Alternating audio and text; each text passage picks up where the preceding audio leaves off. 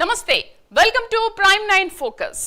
ప్రపంచమంతా నూతన సంవత్సర దినోత్సవాన్ని జరుపుకుంటుండగా 2020 జనవరి 1న ఛత్తీస్గఢ్లోని బీజాపూర్ జిల్లాలోని ముత్వెండి గ్రామస్తులకు భయంకరమైన రోజుగా కనిపించింది. భద్రతా దళాలు గ్రామస్తులపై విచక్షణారహితంగా కాల్పులు జరిపినప్పుడు తన తల్లి రొమ్మును తాగుతున్న 6 నెలల పసికందు ఆమె తల్లి చేతిని దూసుకుని మరణించింది. ఆ చిన్నారి తండ్రి కుటుంబంతో సహా గ్రామస్తులు పరిహారం కోసం పోరాడాయి. People's liberation guerrilla army CRPF మధ్య జరిగిన ఎదురు కాల్పుల ఫలితంగా ఈ మరణం సంభవించిందని ప్రకటించాయి. నక్సల్ ఉగ్రవాదం అనే పురాణాన్ని వ్యాప్తి చేయడానికి అవకాశం వచ్చినప్పుడల్లా భద్రతా దళాలు ఆ ప్రయత్నాన్ని విస్మరించాయి. శిశువు కుటుంబంతో సహా ముత్వెండి గ్రామస్తులు చిన్నారి మరణం క్రాస్ ఫైర్ ఫలితం కాదని స్పష్టంగా ప్రకటించాయి. మద్యం మత్తులో ఉన్న భద్రతా అధికారులు గ్రామానికొచ్చి విచక్షణారహితంగా కాల్పులు ప్రారంభించారు.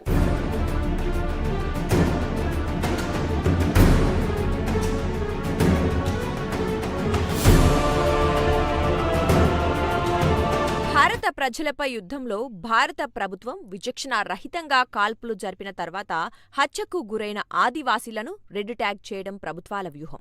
భారతదేశంలోని ఆదివాసీ జనాభా శతాబ్దాలుగా తమ జల్ జంగల్ జమీన్పై హక్కుల కోసం పోరాడుతోంది. స్వతంత్ర భారతదేశం యొక్క రాజ్యాంగం షెడ్యూల్డ్ ప్రాంతాల్లో ఉన్న ఆదివాసీలకు వారి పూర్వీకుల జల్ జంగల్ జమీన్ యొక్క స్వయం పాలనా హక్కును ఇచ్చినప్పటికీ ఈ హక్కులను రాష్ట్ర యంత్రాంగాలు చట్టబద్ధమైన మరియు చట్ట విరుద్ధమైన మార్గాల ద్వారా హరిస్తున్నాయి. టాటా, జిందాల్ స్టీల్, పోస్కో వంటి పెద్ద సంస్థల మైనింగ్ కార్యకలాపాలకు, పారిశ్రామిక చొరబాటుకు అన్ని ఆచరణీయమైన భూమిని తెరవాలనే ఉద్దేశంతో అక్కడ నివసించే ఆదివాసీ వర్గాలకు చెందిన ఈ భూములను భారతీయ సంపద వనరులను దోచుకునే ఈ కార్పొరేట్ దోపిడీదారుల కోసం తలుపులు తెరుస్తున్నాయి. ఈ దళారీ ఏజెంట్లు భారత ప్రభుత్వం సామ్రాజ్యవాద ఆర్థికం కోసం సంపదను కూడబెట్టుకుంటూ ఉండగా ఆదివాసీ స్థానిక సమాజాలు ఒక జాతి విధ్వంసక మిషన్లు బలవంతంగా స్థానభ్రంశం చెందుతున్నాయి. స్థానిక జనాభా యొక్క జల్ జంగల్ జమీన్ ఇజ్జత్ అధికార్ వీటినే నీరు, అడవులు, భూమి, గౌరవం, హక్కులు అనే వాటిపై బలవంతపు దాడిని ఎదుర్కోటానికి ఆ ప్రాంతంలో లేచిన నక్సలైట్లు ఎంత దాడికి గురవుతున్నాయో అమాయక సాధారణ పౌరులు అవలంబిస్తోన్న వారు కూడా అంతే దాడికి గురవుతున్నారు.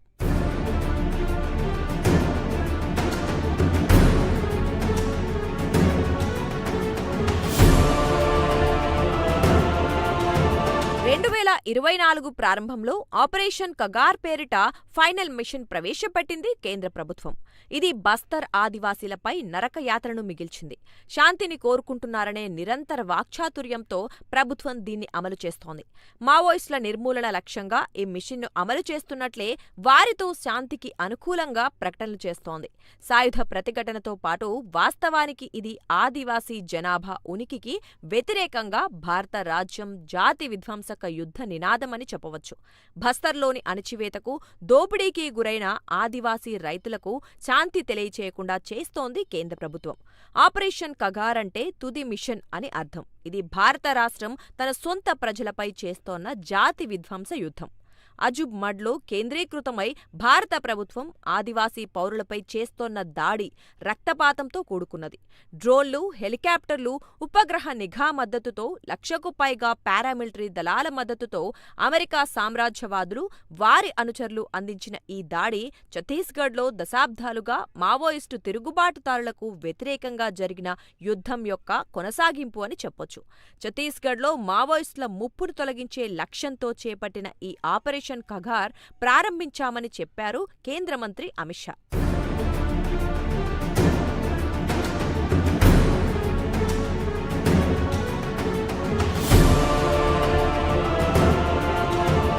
"2017లో ఆపరేషన్ గ్రీన్ హంట్ ముగింపును సూచిస్తూ ఆపరేషన్ సమాధాన్ ప్రహార్ను ప్రారంభించారు. దీని కింద బస్తర్లో మాత్రమే 90కి పైగా పారామిలిటరీ శిబిరాలేర్పడ్డాయి. బస్తర్లోని ప్రతి 3-4 కిలోమీటర్లు ఒక శిబిరంతో ఏర్పాటు చేశారు. ఈ శిబిరాల లక్ష్యం మావోయిస్టులను నిర్మూలించటం కాదు, కానీ ఏర్పాటు చేయబోయే మైనింగ్ కార్యకలాపాలకు అన్ని రకాల ప్రతిఘటనలను చంపటం. ఈ ప్రాంతంలో మావోయిస్టుల ఉనికి నమోదు కానప్పటికీ బలవంతపు రాజ్యాంగ విరుద్ధమైన స్థానభ్రంశానికి వ్యతిరేకంగా ప్రజల ప్రజాస్వామ్య రాజ్యాంగ ప్రతిఘటనను తొలగించటానికి ఈ శిబిరాలను ఏర్పాటు చేశారు. ఉదాహరణకు రౌఘాట్లో సాయుధ ప్రతిఘటన ఉనికి లేని ప్రతిపాదిత మైనింగ్ ప్రాంతాన్ని చుట్టుముట్టడానికి 22 పారామిలిటరీ శిబిరాలను ఏర్పాటు చేశారు. బస్తర్లో బలమైన శిబిర వ్యతిరేక ఉద్యమం తలెత్తింది. ప్రజలు తమ గ్రామాల్లో శిబిరాలు ఏర్పాటు చేయకుండా ఉండటానికి శాంతియుత నిరసన మార్గాలను అవలంబించారు. బీజాపూర్, సుక్మా సరిహద్దుల్లోని సిల్గర్ వద్ద అనేక సందర్భాల్లో పారామిలిటరీ నిరాయుధ నిరసనకారులను కాల్చి చంపింది. అక్కడ మే 17, 2021న నిరసనకారులపై కాల్పులు జరిపిన తర్వాత భద్రతా దళాలు గర్భిణి, ఆమెకు పుట్టబోయే బిడ్డతో సహా 5 మందిని చంపాయి. సమాధాన్, ప్రహార్, వామపక్ష తీవ్రవాద ముప్పుపై రక్షణ వ్యయం పెరిగింది. 2014 నుంచి 2024 మధ్య 6,456.36 కోట్లు ఖర్చు చేశారు. భట్టిగూడ, కవర్గట్ట, జబ్బగట్ట, మీనగట్ట గ్రామస్తులపై జరిగిన ఈ యుద్ధంలో వైమానిక బాంబు దాడుల వంటి యుద్ధ వ్యూహాలతో ఒక కొత్త అడుగును వేసింది. అమెరికా మద్దతుతో ఇజ్రాయెల్ సరఫరా చేసిన హెరాన్ డ్రోన్లతో దాడులు జరిపారు. దండకారణ్యంలో ఏం జరుగుతోంది? దండకారణ్యం మొత్తాన్ని కూడా భద్రతా బలగాలు ఖాళీ చేస్తున్నాయా? మావోయిస్టుల పట్టు బిగుస్తున్నారా లేక సడలిస్తున్నారా? అర్థం కాని పరిస్థితి. దండకారణ్యం మొత్తం కూడా ఇప్పుడు భద్రతా బలగాల చేతుల్లోకి వెళ్లిపోతుందా? దండకారణ్యం భూభాగంలోకి అడుగు పెట్టడానికే జంకిన బలగాలు ఇప్పుడు దాన్ని స్వాధీనం చేసుకోబోతున్నాయా? దండకారణ్యంలో ఎందుకు మావోయిస్టు పట్టు కోల్పోతున్నారు? అసలు దండకారణ్యంలో ఏం జరుగుతోంది? ఏడాది కాలంలో మావోయిస్టులు పూర్తిగా పట్టు కోల్పోయారా? ఏడాది కాలంలో మావోయిస్టులకు పెద్ద ఎదురు దెబ్బలు తగిలాయా? చూద్దాం.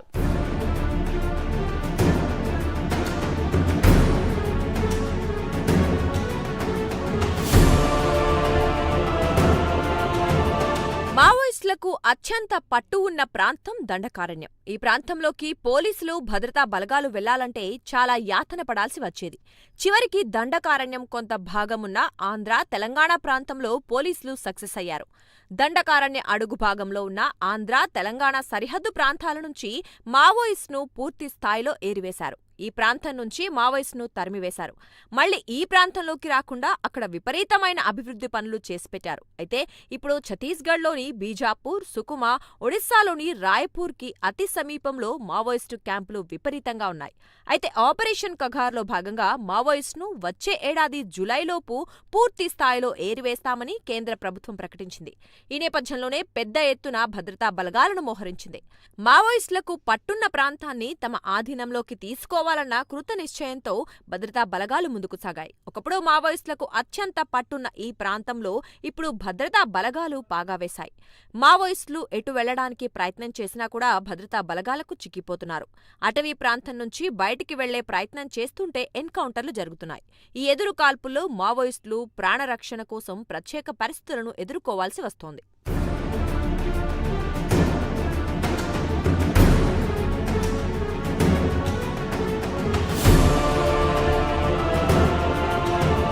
గత సంవత్సర కాలంలో ఎక్కడా ఎప్పుడు ఎన్కౌంటర్ జరిగినా అక్కడ పదుల సంఖ్యలో మావోయిస్టులు చనిపోయారు. కనీసం 10 నుంచి 30 మంది మావోయిస్టులు భద్రతా బలగాల చేతుల్లో మృత్యువాత పడ్డారు. ఏడాది జనవరి నుంచి ఇప్పటివరకు 90 రోజుల్లో 100 మంది మావోయిస్టులు చనిపోయారు. ఇది చరిత్రలో ఎన్నడూ జరగని, కనీ విని రీతిలో ఎన్కౌంటర్లలో మావోయిస్టులకు ప్రాణ నష్టం జరిగింది. ఇంతటి భారీ నష్టాన్ని మావోయిస్టులు ఎప్పుడూ కూడా చూడలేదు. అయితే మావోయిస్టులు మరోవైపు మావోయిస్టుల నేతలు కూడా మృత్యువాత పడుతున్నారు. ఈ 3 నెలల కాలంలో జరిగిన భారీ ఎన్కౌంటర్లలో మావోయిస్టు పార్టీ తమ అగ్రనేతలను కోల్పోవాల్సి వచ్చింది.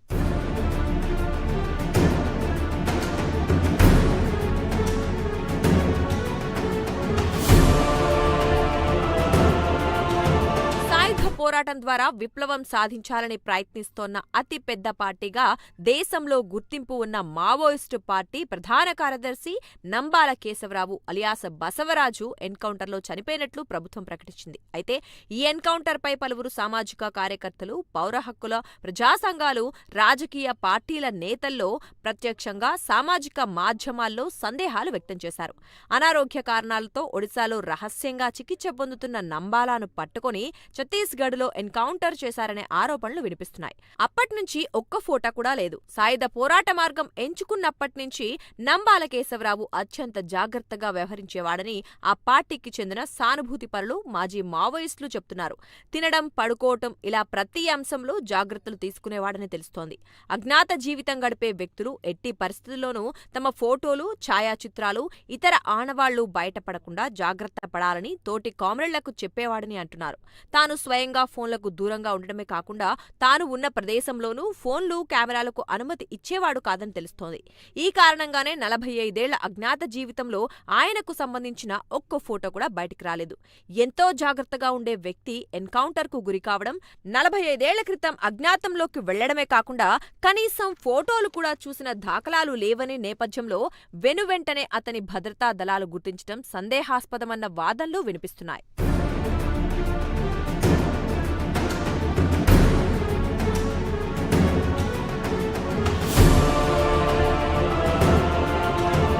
మావోయిస్టు పార్టీ చీఫ్ గా ఉన్న నంబాల కేశవరావుకు 3 అంచెల భద్రత సర్వసాధారణంగా ఉంటుంది. సాధారణ పరిస్థితుల్లో 100కు పైగా, క్లిష్టమైన పరిస్థితులుంటే కనీసం 70కి తక్కువ కాకుండా రక్షణ దళం ఉంటుందని, వీరిలో కనీసం 40 మంది AK-47 వంటి తుపాకులు వినియోగిస్తారని ఆయనతో కలిసి పనిచేసిన మాజీ మావోలు చెబుతున్నారు. కానీ నారాయణపూర్ ఎన్కౌంటర్ ఘటనలో 27 మంది మావోయిస్టులు చనిపోగా 28 ఆయుధాలను పోలీసులు స్వాధీనం చేసుకున్నారు. ఇందులో AK-47 తుపాకులు కేవలం 3 ఉన్నాయి. SLRలు 4, 303 రైఫిళ్లు 6, 12 ఇంచు బోర్ తుపాకులు 5, ఇన్సాస్లు 6, బ్యారెల్ గ్రనేడ్ లాంచర్లు 3, ఒక కార్బన్ తుపాకీ ఉన్నాయి. చనిపోయిన వారిలో నంబాల, నవీన్, టిప్పులు డివిజన్ ఆ పై స్థాయి నేతలుగా ఉన్నారు. దీంతో 3 AK-47లు దొరికాయనుకున్న మాజీలు చెబుతున్నట్లు ప్రధాన కార్యదర్శికి రక్షణ కల్పించే దళానికి ఉండాల్సిన సంఖ్యలో అక్కడ AK-47లు లభ్యం కాకపోవటాన్ని కొందరు ప్రస్తావిస్తుండడం గమనార్హం.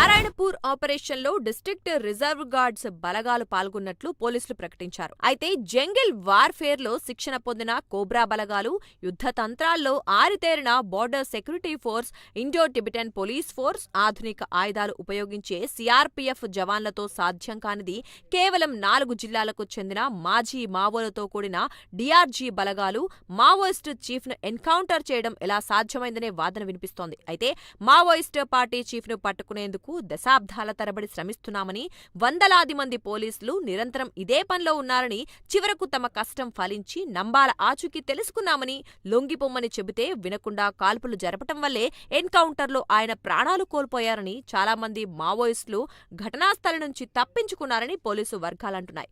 నంబాల కేశవరావు మరణం, పోస్టుమార్టం, భౌతిక కాయాన్ని బంధువులకు అప్పగించే విషయంలో ప్రతి చోట పోలీసులు గోప్యతను ఎందుకు పాటిస్తున్నారో అర్థం కావటం లేదని విప్లవ రచయితల సంఘం పేర్కొంది. భౌతిక కాయం కోసం గురువారం జగదల్పూర్కు వెళ్లిన కేశవరావు సోదరులను దూరం నుంచే పోలీసులు వెనక్కి పంపించారని తెలిపింది. దీని వెనుక ఉద్దేశమేంటో ప్రజలకు చెప్పాలని డిమాండ్ చేసింది. అడెల్లు అలియాస్ భాస్కర్ పోలీసులకు కంటి మీద కునుకు లేకుండా చేసిన పేరది. యువతను మావోయిస్టు పార్టీ వైపు ఆకర్షించడం, పార్టీకి పెద్ద ఎత్తున నిధులు సమకూర్చడంలో అందవేసిన చెయ్యి. ఎన్నోసార్లు ఎన్కౌంటర్ నుంచి త్రుటిలో తప్పించుకునేవాడు. ఆయన చురుకుదనం చూసిన మావోయిస్టు పార్టీ ఆయన్ను తెలంగాణ రాష్ట్ర కమిటీ సభ్యుడిగా నియమించింది. చాలా తొందరగా రాష్ట్ర కమిటీ సభ్యుడిగా ఎదిగిన నేతల్లో ఆయనను ఒకరిగా చెబుతారు. నేషనల్ పార్క్ ఏరియాలో జరిగిన ఎన్కౌంటర్లో తెలంగాణ రాష్ట్ర కమిటీ సభ్యుడు కొమరం భీం, మంచిర్యాల ఏరియా జిల్లా కమిటీ కార్యదర్శి అడెల్లు మరణించడం ఆ పార్టీకి పెద్ద దెబ్బేనని చెబుతున్నారు.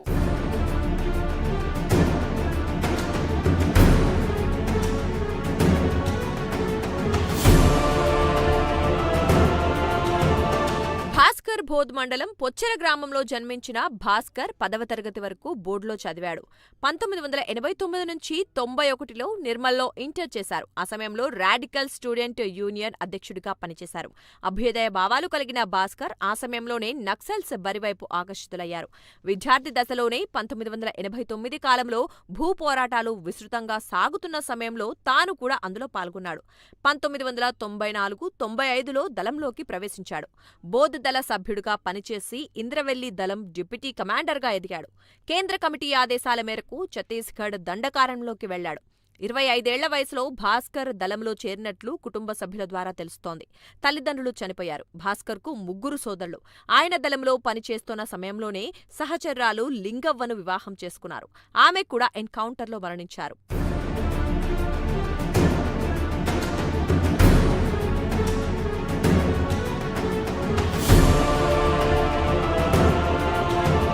దళంలో చేరి అంచెలంచెలుగా ఎదిగిన భాస్కర్ మావోయిస్టు పార్టీలో తెలంగాణ రాష్ట్ర కమిటీ సభ్యుడిగా, కొమరం భీం మంచిర్యాల ఏరియా జిల్లా కమిటీ కార్యదర్శిగా కీలక బాధ్యతలు నిర్వహిస్తున్నారు. చాలా తొందరగా రాష్ట్ర కమిటీ స్థాయికి ఎదిగారని పోలీసు వర్గాలు చెబుతాయి. 1995లో మావోయిస్టు పార్టీలో చేరిన ఆయన 3 దశాబ్దాలుగా అజ్ఞాతంలోనే ఉండిపోయారు. ఛత్తీస్గఢ్ ప్రాంతంలో పనిచేసినప్పుడు తెలంగాణ రాష్ట్ర కమిటీ సభ్యుడిగా రిక్రూట్మెంట్పై దృష్టి సారించి ఇక్కడ చాలా మందిని పార్టీ వైపు ఆకర్షించేలా చేయటంలో విజయం సాధించారు. ఆయన ఎన్నో ఎన్కౌంటర్ల నుంచి త్రుటిలో తప్పించుకున్నారు. ఉమ్మడి ఆదిలాబాద్ జిల్లాలో జరిగిన దాదాపు 8 ఎన్కౌంటర్ల నుంచి ఆయన తప్పించుకున్నారు. కడంబ అడవుల్లో సైతం జరిగిన ఎన్కౌంటర్లో పోలీసులు చుట్టుముట్టినా తప్పించుకోగలిగారు. భాస్కర్ అలియాస్ ఆడేళ్లు ఎన్కౌంటర్లో మృతి చెందడం ఆ పార్టీకి తీరని లోటని చెబుతున్నారు. ముఖ్యంగా ఉమ్మడి ఆదిలాబాద్ జిల్లాలో మూలమూలన పరిచయాలున్న ఆయన చనిపోవటం పార్టీకి కోలుకోలేని దెబ్బ అని చెబుతున్నారు. ఆయన ఆధ్వర్యంలో 10ల సంఖ్యలో యువత మావోయిస్టు పార్టీలో చేరారు. ఆయన కోసం ఏకంగా 4 జిల్లాల ఎస్పీలు రంగంలోకి దిగి మరీ మట్టుబెట్టేందుకు ప్రయత్నాలు చేసేవారు. ఆయన ఏనాడూ పోలీసులకు చిక్కలేదు. ఛత్తీస్గఢ్, మహారాష్ట్రలో ఎక్కడ ఎన్కౌంటర్ జరిగినా ఆయన పేరు వినిపించేది. కానీ చివరి క్షణాల్లో ఆడేళ్లు తప్పించుకునేవాడు. చివరకు ఆయన ఎన్కౌంటర్లో నేలకొరగడంతో ఈ ప్రాంతంలో మావోయిస్టు పార్టీకి కోలుకోలేని దెబ్బ తగిలినట్లే.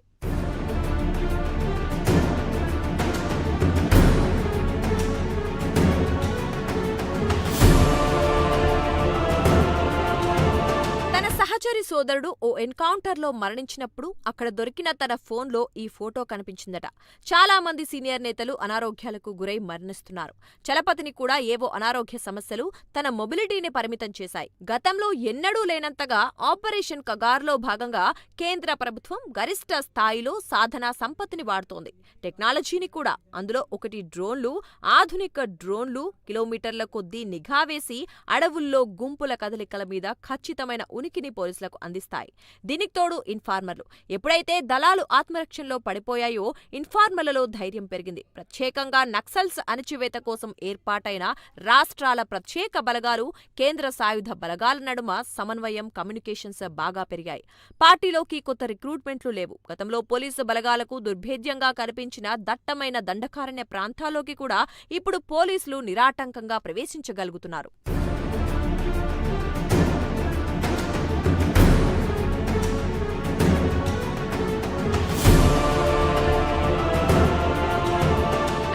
ఇదిలా ఉండగా ఛత్తీస్గఢ్లోని సుక్మా జిల్లాలో మావోయిస్టులు ఘాతుకాన్ని కొడిగట్టారు. దోండ్రా సమీపంలో పోలీసు వాహనాన్ని ఐఈడీతో పేల్చేశారు. ఈ ఘటనలో అదనపు ఎస్పీ ఆకాష్ రావు గిరిపుంచే మృతి చెందారు. డీఎస్పీ, సీఐ సహా పలువురు పోలీసులు తీవ్రంగా గాయపడ్డారు. ఈ సమాచారం అందుకున్న అదనపు బలగాలు సంఘటనా స్థలికి చేరుకున్నాయి. మావోయిస్టుల కోసం గాలింపు చర్యలు ముమ్మరం చేశాయి. మావోయిస్టులు బంద్కు పిలుపునిచ్చిన నేపథ్యంలో పోలీసు బలగాలు అప్రమత్తంగా ఉన్నాయి. మావోలు చిక్వార్గూడ వద్ద ప్రొక్లైన్ను దహనం చేశారు. దీంతో ఆ ప్రదేశానికి వెళ్లేందుకు కాంటా ఎరబోరా మార్గంలో ఏఎస్పీ ఆకాష్ రావు మిగిలిన సిబ్బందితో కలిసి ఫుట్ పెట్రోలింగ్ నిర్వహిస్తూ ఉండగా మావోయిస్టులు ప్రెజర్ ఐఈడీని పేల్చేశారు. దీంతో ఏఎస్పీకి తీవ్రంగా గాయమవడంతో సమీపంలోని ఆసుపత్రికి తరలించారు. అక్కడే ఆయన తుదిశ్వాస విడిచారు. గాయపడిన వారికి కొంట ఆసుపత్రిలో చికిత్స అందిస్తున్నారు. ఈ దాడిపై ఛత్తీస్గఢ్ డిప్యూటీ సీఎం విజయ్ శర్మ దిగ్భ్రాంతిని వ్యక్తం చేశారు. ఆకాష్ రావు మృతికి సంతాపం తెలిపారు. ఆయన యోధుడని కొనియాడారు. ఆయన మృతి విషాదక్షణమన్నారు.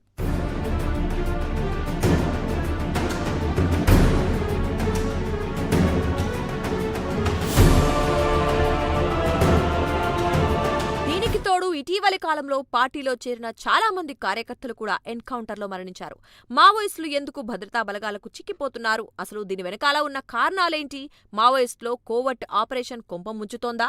లేకుంటే మావోయిస్టు విపరీతంగా వాడుతోన్న టెక్నాలజీ వాళ్ళ పాలిట శత్రువైందా అనేది ఇప్పుడు సమీక్షించుకుంటున్నారు. మరోవైపు మావోయిస్టు దండకారణ్యం ప్రాంతాన్ని వదిలిపెట్టి ఈశాన్య రాష్ట్రాల వైపు ప్రయాణమవుతున్న నేపథ్యంలోనే భద్రతా బలగాలకు చిక్కుతున్నారని ఒక వాదన కొనసాగుతోంది. ఇలాంటి ప్రయత్నమే కనుక మావోయిస్టు చేస్తున్నారంటే మూకుమ్మడిగా ఒక ప్రాంతం నుంచి ఇంకో ప్రాంతానికి తరలి వెళ్లే అవకాశం లేదు. ఎందుకంటే చిన్న చిన్న జట్లుగా విడిపోయి వాళ్లు తమ గమ్యస్థానానికి చేరుకుంటారు. కానీ ఒకేసారి వందల మంది ఇలా భద్రతా భద్రతా బలగాలకు చిక్కిపోయి ఎన్కౌంటర్లు జరుగుతుంటే అందులో పదుల సంఖ్యలో చనిపోతారు. 3 రోజుల ఎన్కౌంటర్ లో 7 మావోయిస్టు నాయకులు హతమయ్యారని మానవ హక్కుల హననం అంటూ హక్కుల సంస్థలు ఆరోపిస్తున్నాయి. జూన్ 5 నుంచి ఛత్తీస్గఢ్లోని బీజాపూర్ జిల్లా ఇంద్రావతి నేషనల్ పార్క్ లో మావోయిస్టులకు భద్రతా బలగాలకు ఎదురుకాల్పులు జరిగాయి. ఈ ఎదురుకాల్పుల్లో 7 మావోయిస్టు నాయకులు హతమయ్యారు. పౌర హక్కుల సంస్థలు పేర్కొన్న ప్రకారం 1250 చదరపు కిలోమీటర్ల విస్తీర్ణం ఉన్న జాతీయ పార్క్ లో మావోయిస్టులు తలదాచుకున్నారు. పార్క్ లోనే కలిసి ఉన్న షార్షగఢ్ గ్రామం నుంచి 10 మంది మావోయిస్టులను పోలీసులు ఖైదీలుగా చేసి తీసుకెళ్లినట్లు ఆరోపణలు వస్తున్న సమయంలో ఈ ఎన్కౌంటర్లు చోటు చేసుకున్నాయి. వారిలో జూన్ 5న ఒకరిని, జూన్ 6న 4గురిని, జూన్ 7న 2 రోజువారీ అమానుష టార్చర్ తర్వాత మొత్తం 7గురిని చంపినట్టుగా హక్కుల సంస్థలు పేర్కొన్నాయి. ఇంకా 3 మావోయిస్టులు పోలీస్ కస్టడీలో ఉన్నారని సివిల్ లిబర్టీస్ కమిటీ తెలంగాణ అధ్యక్షుడు గడ్డం లక్ష్మణ్, ప్రధాన కార్యదర్శి ఎం నారాయణరావు, ఇతర కార్యవర్గ సభ్యులు తెలియజేశారు. పోలీసులు ఇప్పటి వరకు కేవలం 2 మృతదేహాలను మాత్రమే గుర్తించినట్లుగా పేర్కొన్నారు. అయినప్పటికీ హక్కుల కార్యకర్తలు పోలీస్ కస్టడీలో ఉన్న 10 మంది మావోయిస్టుల పేర్లను విడుదల చేశారు.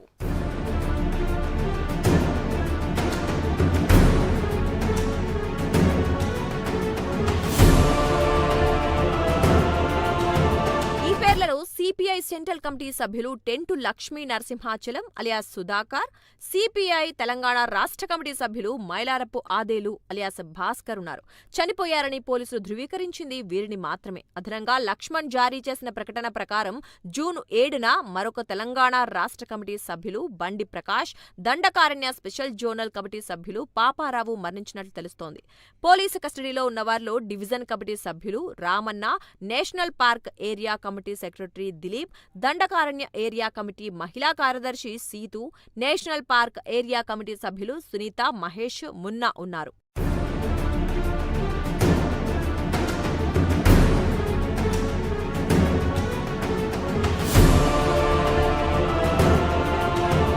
కాగా ఎస్పీ యాదవ్ కార్యకర్తల ఆరోపణలను అసత్య ప్రచారంగా ఖండించారు. సుధాకర్, బండి ప్రకాష్, పాపారావు జాతీయ పార్క్ ప్రాంతంలో సమావేశమయ్యారని ఖచ్చితమైన సమాచారంతోనే ఆపరేషన్ ప్రారంభించామని చెప్పారు.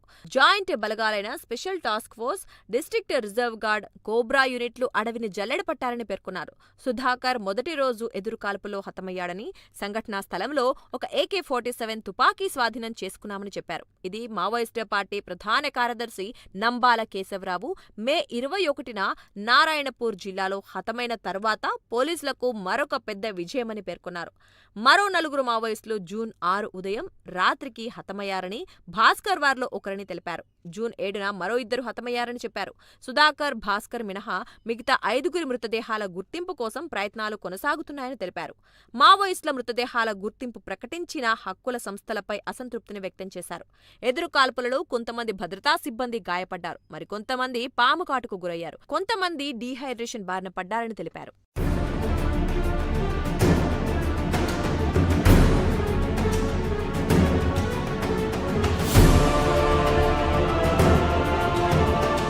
పక్షాన సిపిఐ మావోయిస్టు పార్టీకి చెందిన 18 మంది సీనియర్ నాయకులు పోలీసుల కస్టడీలో ఉన్నారని శాంతి చర్చల సమన్వయ కమిటీ మధ్యవర్తులైన జి హరిగోపాల్ అన్నారు. అంతేకాకుండా వారి ప్రాణాలకు తీవ్రమైన ముప్పు ఉన్నదని తెలిపారు. ఛత్తీస్గఢ్లో కొనసాగుతున్న రాజ్యాంగ సంక్షోభం కారణంగా ప్రజాస్వామ్య విలువలు, ప్రాథమిక హక్కుల పరిరక్షణ కోసం కోర్టు వెంటనే ఈ విషయంలో జోక్యం చేసుకోవాలి అని పేర్కొన్నారు.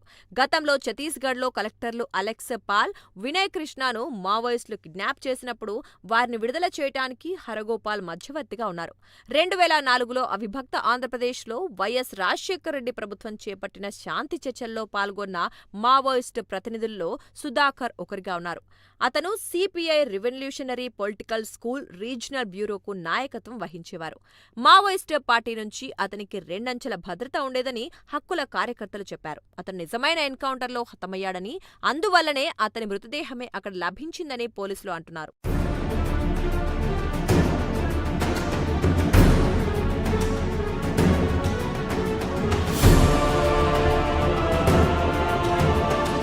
సైనిక దుస్తులకు బదులుగా సివిల్ డ్రెస్ లో కనిపించటము అనుమానాలకు తావిస్తుందని పేర్కొన్నారు. ఆయన విజయవాడలో ఆయుర్వేద కాలేజీని మధ్యలో విడిచి 40 సంవత్సరాలుగా అజ్ఞాత జీవితం గడిపారు. మరోవైపు రామకృష్ణాపూర్లో పనిచేసే భాస్కర్ ఆర్ఎంపీగా జీవితం మొదలుపెట్టారు. 1995లో అప్పటి పీపుల్స్ వార్లో సుధాకర్ చేరారు. సుధాకర్, భాస్కర్ నకిలీ ఎన్కౌంటర్లో మరణించారని రాజకీయ ఖైదీల విడుదల కోసం పనిచేస్తోన్న కమిటీ అధ్యక్షుడు బళ్ళ రవీంద్రనాథ్ ఆరోపించారు. ఛత్తీస్గఢ్ హైకోర్టు ప్రధాన న్యాయమూర్తికి Indian association of people's lawyers సభ్యులు పిచుక సుధాకర్ లేఖ రాశారు. మరొక పోస్టు మార్టం నిర్వహించేందుకు వారి మృతదేహాలను భద్రంగా ఉంచాలని కోరారు. సివిల్ లిబర్టీస్ కమిటీ ప్రధాన కార్యదర్శి లక్ష్మణరావు ప్రకారం గత సంవత్సరం జనవరి 1 నుంచి కేంద్ర ప్రభుత్వం చేపట్టిన ఆపరేషన్ కగార్లో 550 మంది మావోయిస్టులు మరణించారు. వారిలో సుమారు 400 మంది పేద ఆదివాసీలేనని పేర్కొన్నారు. ఈ ఆపరేషన్ ఉద్దేశం ఛత్తీస్గఢ్లోని ఖనిజ సంపదను కార్పొరేట్లకు అప్పగించడానికి వ్యతిరేకించి ఆదివాసీ పోరాటాలను అణిచివేయటమని తెలిపారు.